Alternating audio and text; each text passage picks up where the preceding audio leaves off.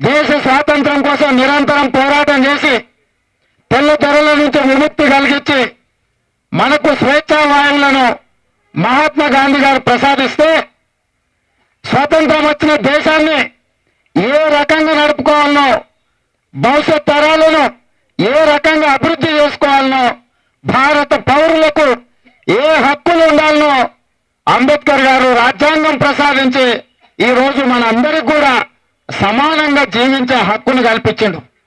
కానీ అంబేద్కర్ గారు రాసిన రాజ్యాంగాన్ని అమలు చేయడంలో కాంగ్రెస్ పార్టీ వైఫల్యం చెందితే బడుగు బలహీన వర్గాలు దళిత గిరిజన వర్గాలు స్వేచ్ఛా వాయువులు పీల్చుకోకపోతే వాళ్ళ చెప్పుల కింద వాళ్ళ కాళ్ళ కింద బానిసలుగా బతుకుతుంటే ఇది చూసి ఓర్వలేక 60 సంవత్సరాల వయసులో ఆయన ప్రపంచంలోనే ఒక గుర్తింపు పొందిన మహానటుడే కాదు, 100 కోట్ల ఆస్తులను కూడా తృణీకరించి తృణప్రాయంగా భావించి ఈ ప్రజల కోసం ముందుకొచ్చి ఈ ప్రజలను ఆదుకోవడానికి వచ్చిన మహానుభావుడైన నందమూరి తారక రామారావు గారు. ఢిల్లీకి వెళ్తే తెలుగువాడు అనేటోడే తెలియదు. ఎవరైనా ఆంధ్రప్రదేశ్ నుంచి కానీ తెలుగు వాళ్ళు ప్రపంచంలో ఉన్న ఢిల్లీకి పోతే ఎవరైనా మీరంటే మద్రాసీలు అని అనేటోళ్ళు ఢిల్లీలో. మేము మద్రాసీలం కాదు, మేము తెలుగు వాళ్ళము, మేము ఆంధ్రప్రదేశ్. ప్రపంచంలో తెలుగుకున్న గొప్పతనం తెలుగు చెప్పిన నటుడు నాయకుడు మన ఆరాధ్య దైవం నందమూరి తారక రామారావు గారు. ఈ రోజు ఢిల్లీకి వెళ్తే ఆ చంద్రశేఖరరావుకైనా ఈ జానారెడ్డికైనా జీవన్ రెడ్డికైనా లేకపోతే ఇంకెవరైనా కాంగ్రెస్ పార్టీ నాయకులకు ఇందిరాగాంధీ అపాయింట్మెంట్ ఇచ్చినా రాజీవ్ గాంధీ గారు రమ్మన్నా ఈ రోజు సోనియా గాంధీ గారు గుర్తుపట్టినా అది కేవలం ఎన్టీ రామారావు గారు పెట్టిన భిక్ష దయ అన్న సంగతి వీళ్ళందరూ గుర్తు పెట్టుకోవాలి.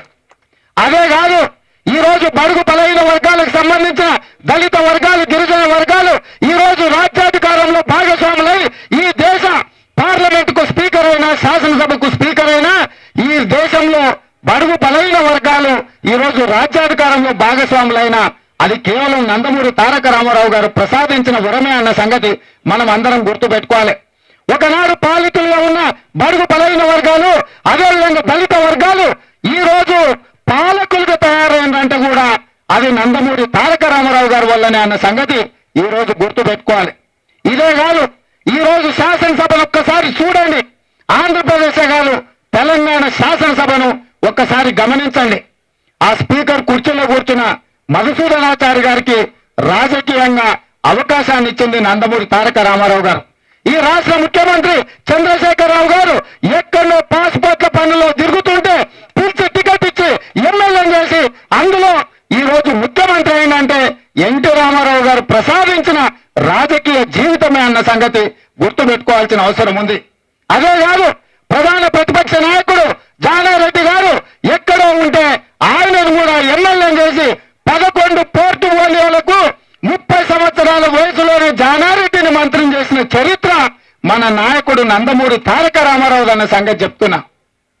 వీళ్ళే కాదు, తీర్మానము శాసనసభలో ప్రవేశపెట్టిన జీవన్ రెడ్డి గారి గురించి కూడా ఒక మాట చెప్పాలి.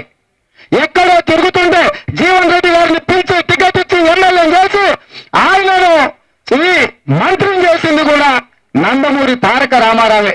ఈ రోజు జీవన్ రెడ్డి అనే పేరు శాసనసభలో వినిపిస్తుందంటే ఎన్టీఆర్ గారు పెట్టిన భిక్ష అన్న సంగతి జీవన్ రెడ్డి గారు గుర్తు పెట్టుకోవాలి.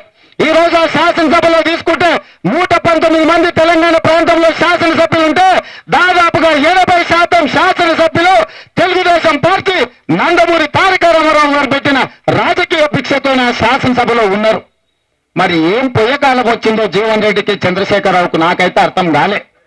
ఎందుకంటే నందమూరి తారక రామారావు గారికి ఎయిర్పోర్టుకు పెట్టినందుకు ఆలస్యమైన ఒక మంచి పని చేసినందుకు నరేంద్ర మోడీని అదేవిధంగా చంద్రబాబు నాయుడు గారిని అభినందిస్తూ తీర్మానం ప్రవేశపెట్టాల్సిన అవసరం ఉండే. ఎందుకంటే ఒక మహానుభావుడు మానవతావాది, ఆయన ఒక ప్రాంతము ఒక కులము ఒక వ్యవస్థకు సంబంధించిన వ్యక్తి కాదు. ఈ రోజు దుర్మార్గంగా ఆంధ్రవాడు అన్నట్టుగా మాట్లాడుతున్నారు. నందమూరి తారక రామారావు ఆంధ్రవాడు కాదు, అందరూ వాడు, మనందరూ వాడు, మనందరం ఆయన ఫోటో ఇళ్లలో పెట్టుకోవాల్సిన అవసరం ఉందని చెప్పి ఈ రోజు తెలంగాణ ప్రజలందరూ కూడా నేను విజ్ఞప్తి చేస్తున్నా.